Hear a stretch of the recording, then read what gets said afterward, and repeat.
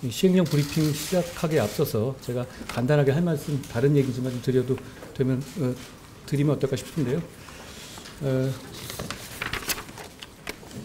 폭우 관련입니다. 법무부 조치 관련한 건데요. 기왕 오신 김에 먼저 이번 폭우 희생자분들의 명복을 빕니다. 많은 피해를 입으신 국민 여러분께 위로의 말씀도 드리고요. 법무부는 법률구조공단, 법률 홈닥터, 마을 변호사를 통해서 수해 주민을 위한 법률 지원을 실시하겠습니다. 사회봉사 명령 대상자를 수해 현장에 긴급 투입해서 피해 복구를 지원하도록 했고요. 검찰의 소환 자제를 포함하여 이번 폭우로 피해를 입은 사건 관계인들에 대한 조치 방안을 면밀하게 마련할 것을 방금 지시했습니다. 피해를 입은 국민들께서 하루속히 일상을 되찾으실 수 있도록 법무부도 가능한 모든 방안을 강구하고 최선을 다해서 힘을 보태겠습니다.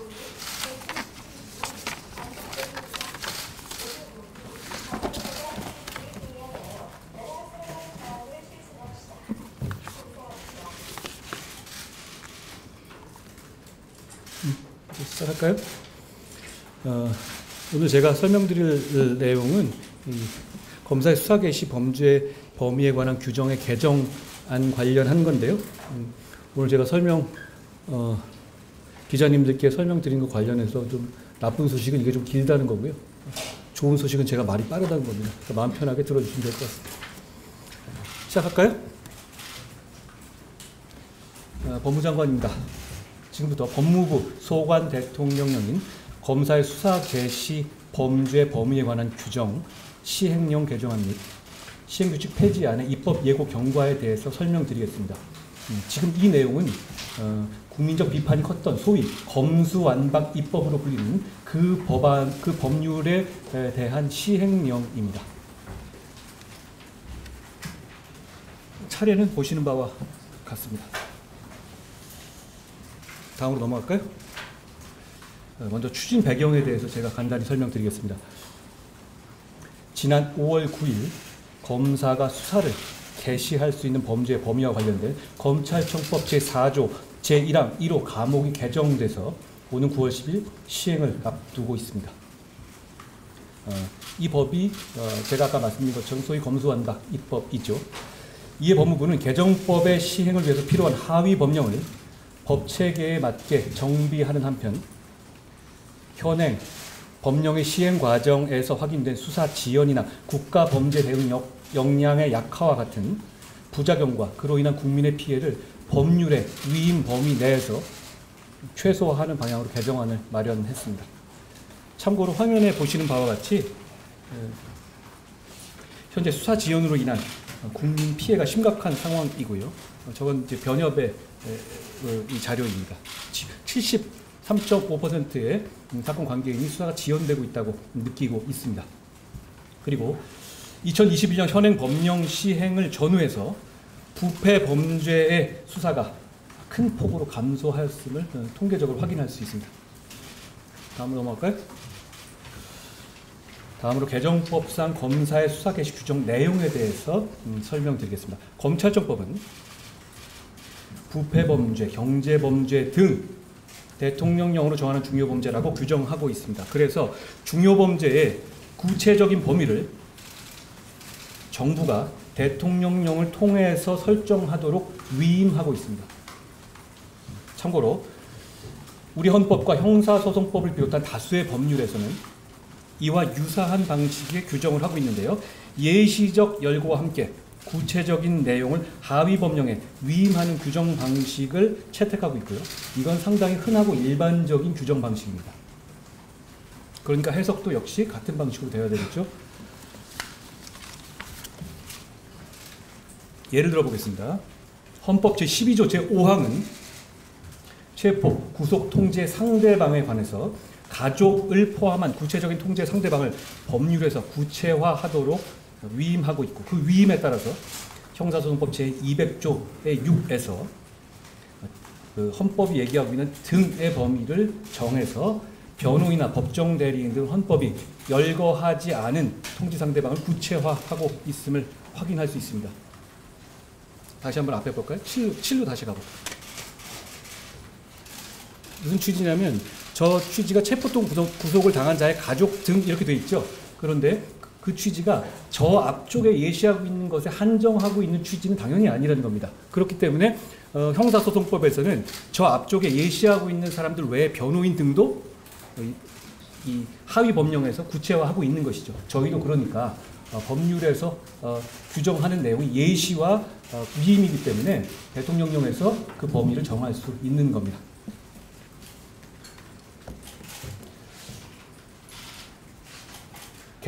개정검찰청법에서도 지금 말하는 검수완박법입니다. 하위 법령인 대통령령에서 중요 범죄의 구체적인 범위를 정하도록 위임하였다는 취지인 분명합니다. 문구가 똑같죠? 국회가 만든 법률이 그렇게 돼 있는 건데 그 법률대로 하는 것을 뭐 시행령으로 법률을 무력화해 한다는 식으로 얘기하는 것은 법에도 맞지 않고 상식에도 맞지 않는 이야기입니다. 그리고 2019년 12월 검찰청법의 개정 당시 이런 방식, 그러니까 6대 범죄 등으로 이제 규정하기 시작한 처음의 범죄죠. 그 당시에 국회에서 스스로 밝힌 수정 이유를 한번 보겠습니다. 그때 뭐라고 말하고 있냐면 그 외 검사의 직접 수사 개시 범위를 대통령령으로 정하도록 하여 구체적 타당성을 갖추도록 함이라고 명시하고 있죠. 지금 규정 방식은 2019년과 지금의 검수완박법이 다른 방식을 취하고 있지 않습니다. 똑같죠? 앞에를 6개를 예시해 놨느냐 2개를 예시해 놨느냐의 차이일 뿐입니다. 9번 넘어갈까요? 올해 5월 바로 이 검수완박 검찰청법 개정 과정에서도 여러 논의 끝에 중이라는 문구를 등으로 환원해서 최종 의결한 점에도 명확히 나타납니다. 법사위에서는 처음에 중으로 법안을 만들었죠. 그러니까 그 2개에 한해서 대통령령으로 정하라는 취지로 만든 것이었습니다. 그런데 정작 본회의에서는 중이 다시 등으로 수정해서 의결됐습니다. 그러니까 그 의미를 혼동한 것도 아니라는 것이 속기록을 봐도 분명히 드러납니다. 법을 해석함에 있어서 법 문헌을 넘어서는 입법 취지라는 것은 법이론상 있을 수 없습니다. 개정 검찰청법상 검사의 수사 개시의 범위는 예시 범죄 및 대통령령을 통해서 구체화될 그 외의 중요 범죄라는 점이 법 문헌의 해석상 이론의 여지가 없는 겁니다. 다만 이번 시행령 정비 과정에서는 중요 범죄의 예시를 부패 범죄와 경제 범죄로 변경한 입법 과정 등을 생각해서 이미 존재하는 다른 법률 개념 등을 바탕으로 부패와 경제 범죄 개념과 범위를 필요한 한도 내에서 한정해서 특정하고 그 외에 대통령령으로 정하는 중요 범죄는 최소한으로 규정하는 방향으로 개정안을 마련했습니다. 취지는 얼마든지 넓힐 수 있는데 넓히는 것을 국회 취지를 감안해서 2개 위주로 가고 그 외에 진짜로 필요한 부분만 최소한으로 붙이겠다 이런 이야기입니다. 이해하시겠죠? 11번 갈까요? 이어서 개정안의 구체적인 내용에 대해서 말씀드리겠습니다. 보도자료에 상세히 나와 있는 부분이긴 한데요. 지금 어차피 읽으실 시간이 잘 없을 테니까 제가 한번 설명드릴게요. 먼저 검사의 수사가 가능한 중요 범죄의 유형이 부패범죄, 경제범죄 등으로 변경됨에 따라서 국민들께서 납득하실 수 있는 부패범죄, 경제범죄 정의 규정을 마련했습니다. 그리고 이에 해당하는 구체적 범죄들을 별표를 활용해서 명확하게 특정했습니다. 기존에는 부패범죄가 뭐냐, 경제범죄가 뭐냐 이런 거에 대해서 정의 규정조차 없었거든요. 근데 이거 굉장히 모호한 개념이라는 거 이해하시겠죠? 저희는 이 모호한 개념을 어떻게 구체화했냐면 기존에 있는 법률상의 개념을 많이 원용했습니다. 예를 들어서 기존에 있는 법률이라든가 개념 중에서 부패 행위, 부패 범죄라고 하는 규정들이 있습니다. 거기에 포섭되는 부분들을 가져오는 방식으로 규정했다는 취지입니다. 설명드리겠습니다. 현행의 기존 시행령, 지금 현재 시행령이 부패범죄나 경제범죄에 대해서 합리적인 기준 없이 자의적으로 수사 대상 개시 범죄를 과도하게 제한하고 있습니다. 그런 반면에 저희 개정안에서는 이미 존재하고 있는 법령상의 부패, 경제 개념 등을 바탕으로 부패 경제범죄 유형에 해당하는 범죄들을 면밀히 검토해서 새로 시행될 법 체계에 맞게 개정안을 마련했습니다. 14번 갈까요? 부패범죄의 경우에 부패재산 몰수 특례법, 이게 우리 법이거든요. 몰수에 관한 건데, 이 뜻은 이제 부패재산이라는 부패범죄에 쓰인 재산을 몰수한다는 그런 법이죠. 여기에 규정된 전통적인 부패범죄를 비롯해서 직권남용 등 공무원의 직무와 관련된 부패범죄와 청탁금지법 위반 등 공직자의 청렴 의무 위반 범죄, 불법적인 이익 결부된 선거 관련 범죄, 각종 보조금 관련 범죄, 그리고 범죄 수익이나 자금 세탁과 관련된 범죄 등을 포함했습니다.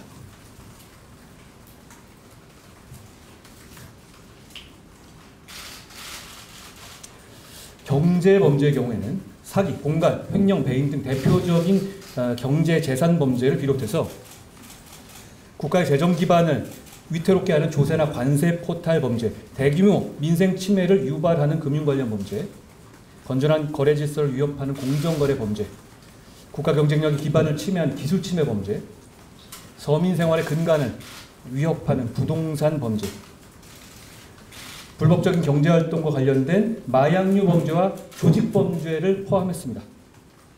마약류 범죄와 조직범죄에 대해서 제가 말씀드리겠습니다.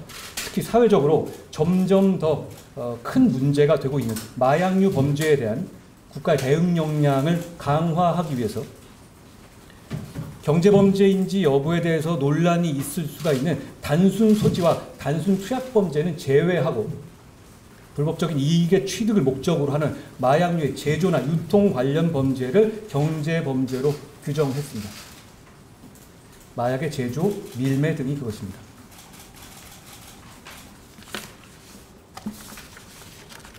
또한 국민 생활의 안전을 위협하고 서민의 민생을 심각하게 침해하는 각 조폭 등 깡패 말하는 겁니다. 조직범죄에 대한 처벌 공백을 방지하기 위해서 서민을 갈취하는 조폭, 기업형 조폭, 보이스피싱 조직 등 경제범죄를 목적으로 하는 조직범죄를 경제범죄를 목적으로 하는 그걸 한정했습니다. 조직범죄를 경제범죄로 규정했습니다. 그런데 말입니다. 마약 밀매와 조폭을 검찰이 열심히 수사하면 안 될 공익이 있는지 한번 생각나시는 게 있는지 한번 생각해 봐 주십시오. 저는 없다고 생각합니다. 상식 있는 국민들께서도 없다고 생각하실 거라고 저는 확신합니다. 15번 갈까요? 한편 기존의 공직자 범죄, 선거 범죄 등으로 분류되어 있던 범죄들이 있죠. 그 범죄들은 입법 과정을 지금 이 검수완박 입법의 입법 과정을 감안해서 부패 경제범죄로 명확하게 포섭되는 중대범죄에 한해서 부패범죄나 경제범죄로 재분류했습니다. 이 그림은 뭘 말하는 거냐면요. 어떤 범죄가 부패범죄일 수도 있고 경제범죄일 수도 있어요. 지금 우리 부패범죄 몰수 특례법이라든가 이런 쪽에서는 횡령, 배임, 부패범죄를 보거든요. 그렇지만 경제범죄이기도 합니다. 이런 범죄는 개념 구조는 굉장히 많이 있죠. 또 예를 들어서 무슨 좀 뒤에 얘기하겠지만 방위산업범죄 중에서도 방위산업 관련한 어떤 경제적인 이익을 빼내거나 거기 횡령이 일어나거나 그럼 경제범죄와 부패범죄에 포함되겠죠. 그러니까 여러 가지 교집합이 있을 수 있는 개념이라는 얘기입니다. 이 개념 분류 자체가. 그런데 아까 제가 초반에 말씀드린 것처럼 기본적으로 이 법은 대통령령이 중요 범죄를 판단해서 확장할 수 있도록 위임하고 있습니다. 그러니까 그 구분이 그렇게 굉장히 중요한 문제는 아닌 것이죠. 다만 저희는 입법 과정에서 있었던 여러 가지 논의들을 감안해서 가급적이면 부패범죄와 경제범죄를 재편입시키는 방향으로 그 취지를 나름대로 살렸다는 뜻입니다. 물론 여기에 한정하는 것은 아닙니다. 나중에 제가 설명드리겠지만 몇 가지 경우에서는 이 두 가지에 해당하지 않지만 저희가 중요범죄로 판단해서 대통령령의 영으로서 확장하는 부분이 있습니다. 그 부분은 제가 좀 이따 설명드리겠습니다. 너무 빠른가요? 그냥 괜찮으세요? 이제 익숙해지실 거예요. 저는 못 봤거든요. 네. 뭐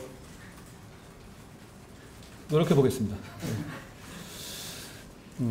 하나의 죄가 두 가지 이상의 범죄 유형에 해당하는 경우는 그러니까 많다는 말씀이고요. 그렇기 때문에 기존의 부패, 경제 범죄 이외의 유형에 속하는 것으로 편의상 분류된 범죄도 그 본질적인 성격에 따라서 부패 경제 범죄로 재분류했습니다. 그러니까 지금 있는 분류들이 그렇게 무조건 논리적으로 논리 필연적인 분류는 아닌 것이에요. 그러니까 무슨 뜻이냐면 뒤에 제가 설명도 하겠지만 직권남용 같은 경우 지금 공직자 범죄로 들어가 있잖아요. 그런데 그거 지금 부패 범죄로 분류하고 있는 예가 굉장히 많아요.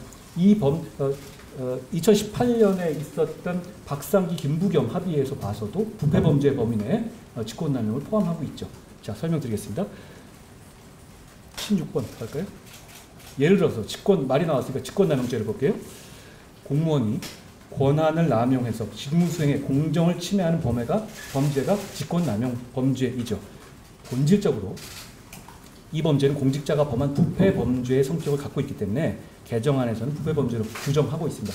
현대의 부패 범죄는 큰 틀로 봐서는 돈을 받는 뇌물과 공직자가 공직을 팔아먹거나 공직을 남용하는 직권남용의 양대 축으로 운용됩니다. 그러니까 직권남용이 공직자 범죄이기도 하지만 부패 범죄에 해당하는 것에 대해서는 저는 다른 특별한 불만이 없을 거라고 생각합니다. 자, 이건 그런데 이렇게 제가 자의적으로 뇌피셜로 판단하는 게 아니고요.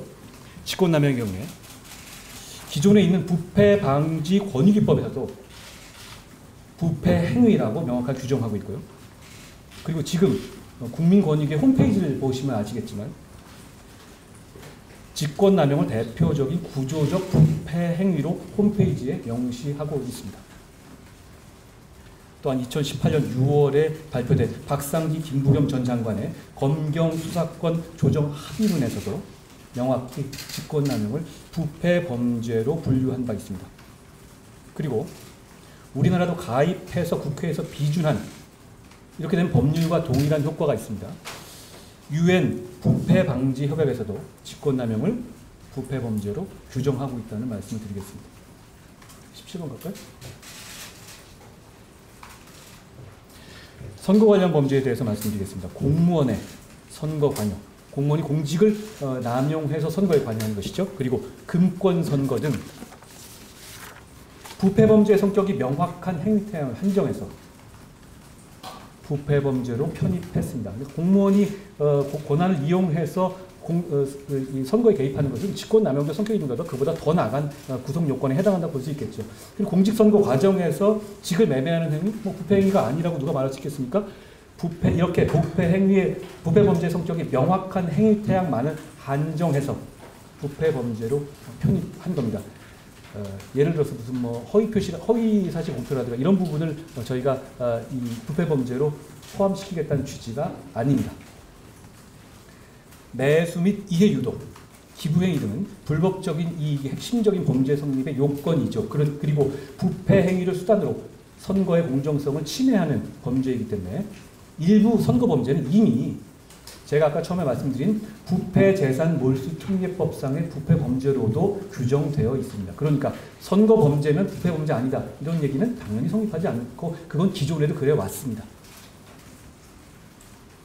그리고 소위 말하는 그 검수완박법의 취지가 선거 범죄는 무조건 처벌받지 않을까요? 검찰 수사 받지 않을까요? 저는 그런 의미로 해석되지는 않습니다. 설마 그렇게 만들었겠습니까? 18번 가시죠. 다시 한번 17로 봐줄래요? 다 했죠? 18 갑시다. 또한 기본적으로 방위산업범죄의 일종이라고 할 수 있는 방위산업기술보호법 위반의 경우에도 방위산업이라는 경제 분야에서 어떻게 보면 경제 분야를 굉장히 좁혀서 말하는 것이죠. 기술 유출을 통해서 불법적인 이익을 취득하는 범죄로서 경제 범죄의 성격을 겸해서 가지고 있습니다. 새 법이 방위산업에 관해서만 경제 범죄가 되는데도 불구하고 검찰이 수사를 하지 말아야 한다. 중요 범죄가 아니다. 이런 규정은 아니지 않겠습니까? 경제 범죄의 성격을 같이 공유하고 있습니다. 그렇기 때문에 저희는 경제 범죄로 규정했습니다. 참고로 다시 한번 말씀드리지만 이런 범분류는 상위법인 법률을 위임해서 아까 말씀드린 것처럼 기본적으로 중요범죄 범위를 대통령에 위임한 기본 하에서 말씀드리는 겁니다. 법체계에 맞게 하위 법령을 정비하는 것이고 법률의 위임 범위를 벗어나서 수사 범위를 확대하는 것이 전혀 아니라는 점 다시 한번 말씀드리겠습니다. 다음으로 법률에서 지금까지 말씀드린 건 저희가 부패범죄와 경제범죄 카테고리에 집어넣은 부분을 말씀드린 거죠. 다만 아까 처음 말씀드렸지만 여기에 꼭 국한되지 않는다는 취지는 저희가 입장은 어떤 건 이해하시겠죠. 왜냐하면 법률이 명확하게 위임하고 있기 때문입니다. 이렇게 중요 범죄를 예시한 부패 경제범죄 이외에 저희가 중요 범죄로 대통령령에서 별도로 규정한 부분이 있습니다. 그것에 대해서 지금 말씀드리겠습니다.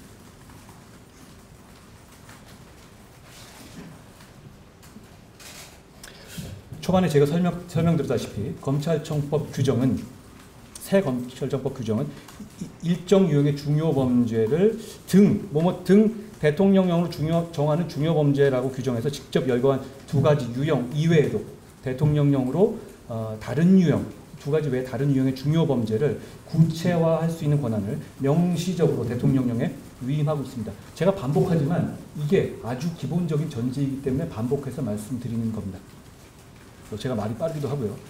이건 법률 민원상의 논란의 여지가 없는 것이라는 점을 다시 한번 말씀드립니다. 다만 미리 말씀드렸다시피 역시 반복입니다만 입법 과정에 있었던 여러 가지 상황들을 감안해서 저희는 그 중요 범죄를 별도 범죄로 무한정 추가하는 방식으로 가는 것이 아니라 부패 범죄와 경제 범죄라는 예시 내에 최대한 재분류하는 방식으로 정리하고 다만 보도자료에 보셨겠지만 사법질서를 저하해야 하는 범죄 그리고 개별 법률에서 검사에게만 고발이나 수사에 일을 하도록 규정한 범죄만을 부패 경제범죄 이외에 중요 범죄로 별도 카테고리를 뽑아서 규정한 겁니다. 어떤 입장인지 이해하시겠죠? 20번 갈까요? 먼저 무고죄나 위증죄와 같이 국가의 사법질서의 근간을 위협하는 범죄에 대한 처벌의 공백을 방지하기 위해서 사법질서 저해 범죄를 중요 범죄에 포함했습니다. 참고로 지금 상황이 굉장히 이상한 규정으로 되고 있거든요. 현행 법령은 어떻게 되고 있냐면 현행 시행령에 따르면 경찰이 죄가 인정되지 않는다고 해서 검찰에 송치하지 않은 불송치 사건이 있습니다. 그럼 검찰에 지금 이제 안 보내버릴 수 있거든요. 죄가 안 되면. 이런 경우에는 고소인 등의 무고 혐의가 인정되더라도 검사가 수사를 할 수가 없습니다. 왜냐하면 사건 자체가 오지가 않으니까요. 반대로 경찰이 혐의가 인정된다고 송치된 범죄에 한해서만 검찰이 무고 수사를 할 수 있는 거죠. 그럼 경찰이 잘못 수사한 아주 일부 경우에만 무고 수사가 이루어질 수 있는 겁니다. 이게 이상하다는 것은 두말할 필요가 없을 겁니다. 생각해 보시죠. 무고죄는 본질적으로 죄가 안 되는 사안을 허위로 고소한 거잖아요. 그런데 정작 경찰이 죄가 안 된다고 판단해서 불송치하면 오히려 검사가 무고 수사를 할 수 없는 아이러니가 발생하는 것이고 이걸 우리가 몇 년 동안 해온 겁니다. 이걸 바로잡자는 것입니다. 이 시행령은 그걸 바로잡자는 거고요. 그리고 지금 대한민국에서 무고죄 처벌에 큰 공백이 생기고 있다는 것은 단순히 제 추측이나 어떤 저만의 이런 판단이 아니고요. 여기 보시는 통계상으로도 명확하고 심각하게 무고죄 처벌 공백이 생기고 있습니다. 분명히 드라마틱하게 줄어들지 않습니까? 2021년을 기점으로 무고 인재 건수가 드라마틱하게 쪼그라들고 있는 사실이 통계상으로 분명히 보이시죠?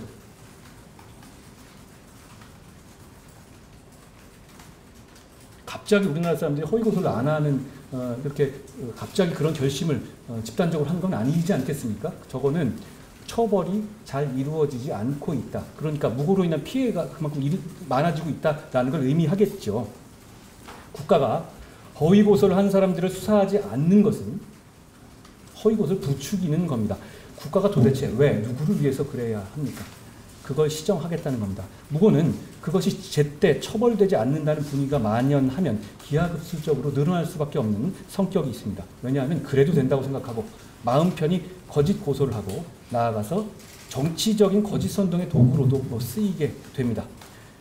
지금 더 늦기 전에 이것을 반드시 바로 잡아야 할 때라고 생각합니다. 그렇기 때문에 저희는 중요 범죄의 범위에 사법 질서의 저해 범죄를 추가한 것이라는 말씀을 드리겠습니다.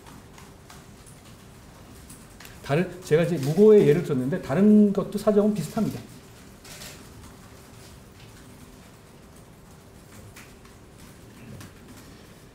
그리고 개별 법률에서 국가기관이 오직 검사, 검찰총장에게만 고발이나 수사 의뢰를 하도록 하고 있는 경우가 있습니다. 그런 경우를 중요 범죄로 포함했습니다. 예를 들어서 이런 게 꽤 많거든요. 5.18 민주화 운동법이 그렇습니다. 그 이유는 검사를 고발 대상 기관으로 한정한 개별법의 취지를 존중하고 그 고발 등을 접수한 검사가 수사를 개시할 수 있는지에 대해서 혼동하거나 서로 논란이 있는 것을 방지하기 위해서 저는 이제 이 규정이 없어도 당연하다고 생각하는데 명확하기 위해서 시행령에서 해석상 논란의 소지를 차단하기 위해서 수사 개시를 할 수 있는 범위로 포함시킨 겁니다. 이 검찰청법이 다른 모든 기존에 있었던 특별법들을 무력화하는 것은 당연히 아닙니다. 그러니까 지금 야당에서 이렇게 검사에게만 고발할 수 있는 그런 거에 대해서 개정안을 냈겠죠. 그 뜻은 뭐냐? 개정안이 없으면 그 법이 유효하다는 뜻이겠죠.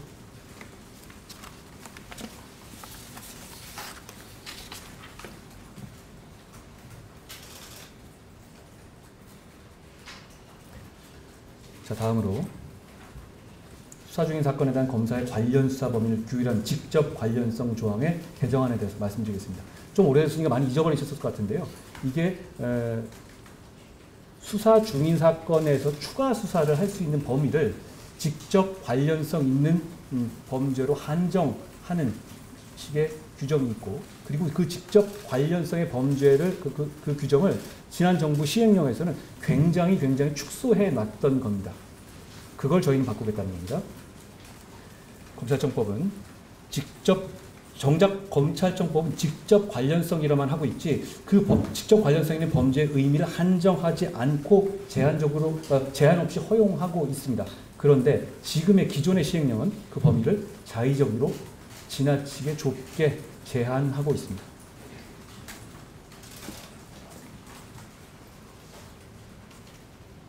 그 결과 여러 가지 문제점이 요 몇 년 동안 시행하는 동안 발생했는데요.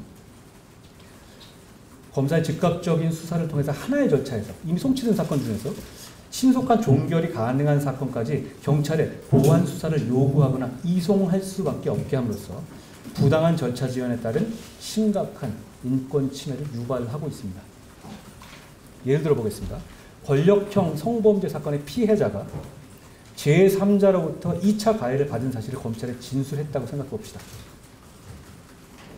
그럼 정상적으로라면 그 연장선상에서 계속 수사를 해 나가는 것이 피해자 구제에도 좋고 수사의 효율성으로 좋고 사건이 금방 처리되고 그리고 그게 또 그 사회적 메시지를 줄 수 있지 않겠습니까? 그런데 지금 시행령에 따르면 그렇게 되면 검찰은 그 순간에 수사를 중단하고 경찰로 그 부분을 떼어내 이송해야 하고,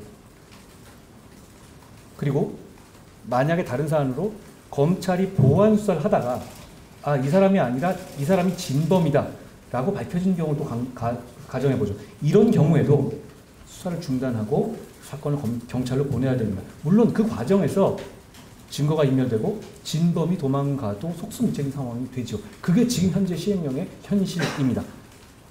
바꿔 마땅합니다.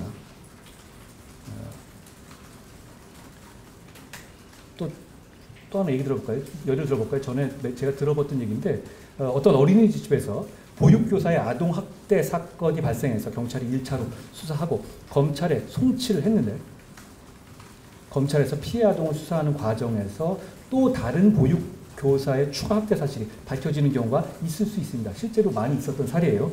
그런데 지금의 제도에서는 역시 그러한 경우 검사가 추가 학대 범행을 수사할 수 없기 때문에 그 부분만 분리해서 경찰에 이송해야 되고 그 아동은 경찰에 다시 가서 조사를 받아야 합니다. 그러한 불필요하고 부당한 절차 지연으로 인해서 피해 아동은 즉각적인 수사와 보호 조치를 받지 못하게 되는 인권 침해가 필연적으로 발생하는 겁니다. 이게 도대체 왜 필요한지, 혹시 이걸로 인해서 얻을 수 있는 공익은 제가 보기에는 상상이 안 갑니다. 경찰도 좋을 게 없고 검찰도 좋을 게 없고 피해자도 좋을 게 없고 심지어 피의자도 좋을 게 없습니다.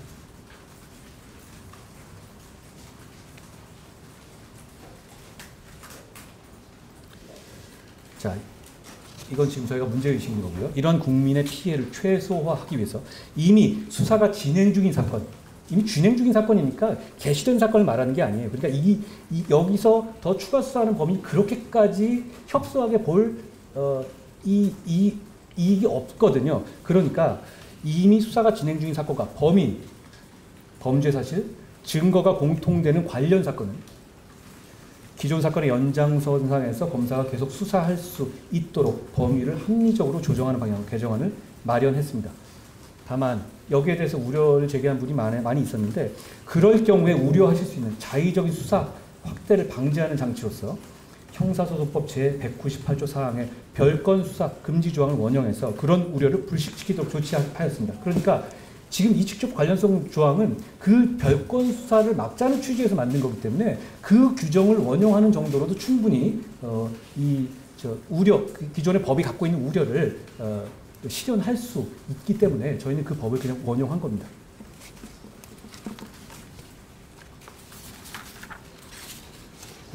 힘드시겠지만 많이 왔습니다. 거의 끝났습니다. 마지막으로 법무부령이 시행규칙의 폐지안에서 말씀드리겠습니다. 이게 법무부령이 있다는 거 모르시는 분도 있을 거예요. 도대체 법무부령이 왜 필요한가요? 대통령령이 있고 여도 규정하면 되잖아요. 그런데 과거에 법무부령으로 이렇게 만들어 놓은 겁니다. 액수를 구분해서 5천만 원 이상만 해라. 뭐 이런 식으로요. 무슨 뭐 몇 급 이상만 해라. 재산 등록 의무자에 대해서만 하라. 이렇게 온 거죠.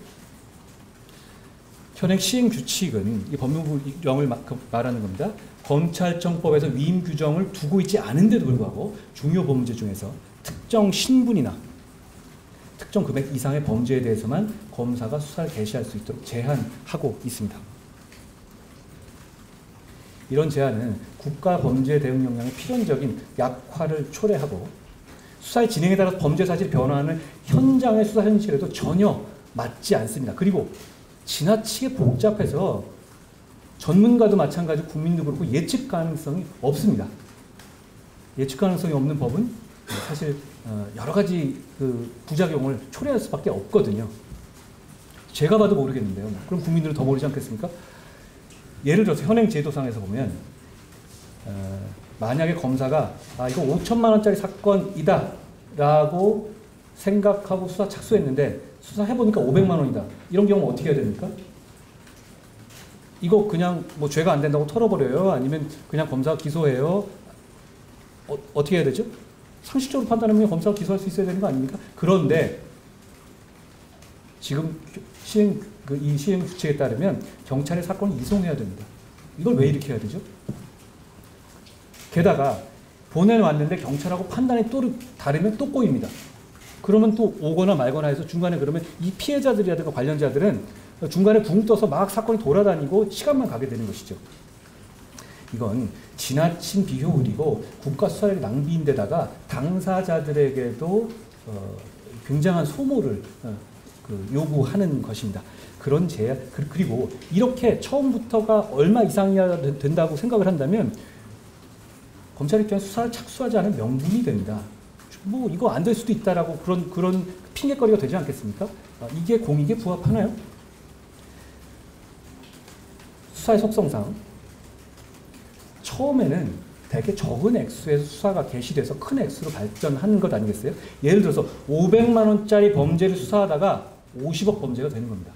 그런데 지금 이 시행령은 아예 50억이 아니면 가지 말라는 거잖아요. 500만 원 가지고 따라가지 말라는 거잖아요. 도대체 왜 이래 하는 거죠? 이거는 제가 보기에는 필요성이 뭔지도 모르겠고 이 제안을 통해서 얻을 수 있는 공익이 뭔지 저는 떠오르지 않습니다. 혹시 아시면 말씀해 주시면 저희가 참고하겠습니다. 입법예고기관이니까 뭐 이 부분에 대해서 말씀하실 부분이 있으면 뭐 저희는 말씀 듣고 진지하게 경청할 용의가 있습니다. 이 결과 어떻게 되냐면 이렇게 이제 수사의 초기부터 범죄의 전모가 드러나는 경우 오히려 드물잖아요. 여러분들도 언론 취재를 해봐도 아시다시피 예를 들어서 얼마만큼의 왁구가 되는 것만 들어가라? 그거 되겠어요? 하다가 늘어나는 거지. 그러면 그렇게 되면 어떻게 되겠습니까? 아예 보고를 안 하겠죠. 이만큼이 안 되는데 그럼 위에서는 잘라먹을 모티브가 확실히 생기는 거잖아요. 아, 이러니까 뭐 이런다. 근데 이런 핑계거리를 서로 간에 공유하면서 복잡하게 만들 필요가 전혀 없는 겁니다. 이와 같이 수사의 초기부터 범죄의 전모가 드러나는 경우는 드물기 때문에 금액이나 신분으로, 예를 들어서 신분이 낮은 사람으로 출발하다 보면 그 사람이 상납한 돈이 나오는 거지, 갑자기 그러면 뭐 3급 이상이 갑자기 톡 튀어나옵니까?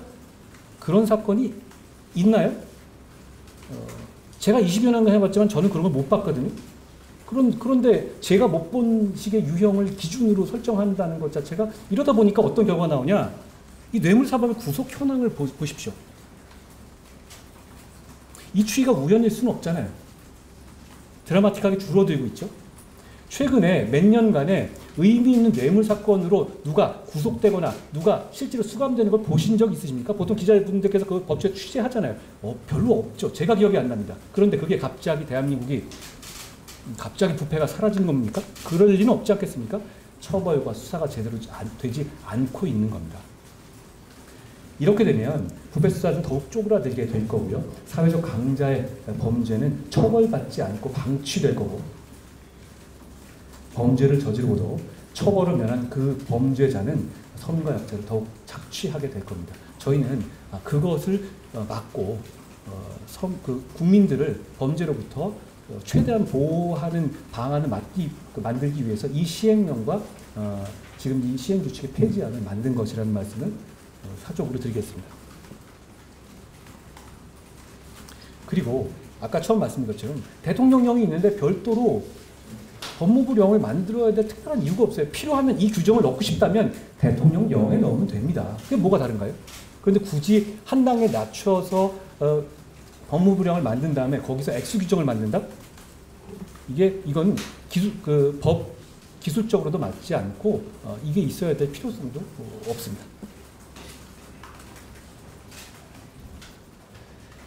그래서 이 법무부령, 그러니까 시행규칙은 아예 폐지하고 검찰청법에서 위임받은 중요범죄에 대한 내용은 시행령에서 별표까지 넣어서 이론적으로 규정하는 방향으로 개선하겠다는 것이 저희의 입장입니다.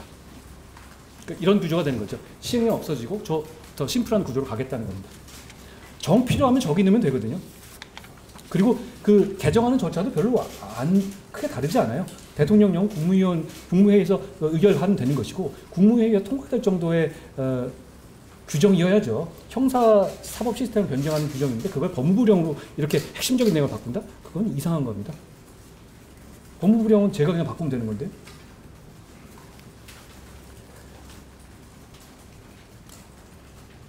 자, 많이 오셨습니다. 법무부는 이번 개정안을 마련함에 있어서 현행 법률의 범위 안에서 오로지 국가의 중요 범죄 대응 역량을 강화해서 국민을 범죄로부터 보호하고 사건 관계의 인권 침해를 최소화하는 방향으로, 그 목적으로 개선 방안을 검토했습니다. 한 가지 말씀드리고 싶은 것은, 검찰은 범죄를 엄정히 수사해서 국민을 범죄로부터 지키는 것을 본질적 기능으로 하는 기관입니다. 중요 범죄에 대한 검사의 수사를 과도하게 제한해서 국가 전체 범죄 대응 역량이 약화되면 우리 국민과 사회가 얻게 될 공익이 무엇인지 저는 묻고 싶습니다. 그런데 물론 이제 얻을 수 있는 공익은 제가 생각 안 나는데요. 중대범죄자는 처벌을 면하고 범죄로 인한 이익을 그래도 갖겠죠. 근데 이걸 뻔히 보이는 상황에서 개선 조치를 안 하는 것은 저는 법무부로서 맡은 직무를 제대로 수행하지 않는 거라고 생각합니다. 이거는 입법 예고를 하는 것에 설명을 드린 겁니다. 조금 복잡하고 길잖아요. 그런데다가 옛날에 있었던 히스토리가 좀 복잡했었으니까 제가 설명을 드리는 게 국민들께서도 이해가 편하실 것 같아서 설명을 드린 거고요. 앞으로 이 시행령 개정안에 대해서 입법 예고나 의견 조회를 통해서 사회 각계의 의견을 폭넓게 청취하고 주시는 의견들을 진지하게 경청할 겁니다. 그래서 9월 10일 개정법이 시행돼서 그로 인해서 발생할 수 있는 국가적 범죄 대응 공백이나 국민 피해가 최소화될 수 있도록 제도 보완과 법 시행 준비에 만전을 기하겠습니다. 일각에서는 이거 저희가 권한쟁의 심판을 청구해뒀잖아요. 저희가 이제 위헌이고 무효다라고 해서 해놨는데 이렇게 준비하는 이유가 뭐냐 이렇게 물을 수도 있는데요. 위헌 결정이 나기 전까지 이 법이 시행되었을 경우에 나올 수 있는 법의 공백과 국민의 피해를 최소화하기 위해서 만전을 기하는 것도 법무부의 임무입니다. 그런 차원으로 이해해 주시면 될 것 같고요. 새해 검찰청법이 9월 10일부터 시행되면 국민들께서 피부에 와닿는 직접적인 영향이 있을 겁니다. 남의 얘기가 아닌 법이죠. 그렇기 때문에 왜냐하면 형사사법 시스템에 관한 것이니까요. 그렇기 때문에 국민 여러분들께서 이 법에 대비해서 정부가 준비하고 있는 시행령안에 대해서 많은 관심과 조언을 해주시기를 저희는 간곡히 부탁드립니다. 제가 드린 말씀 여기까지입니다. 고맙습니다.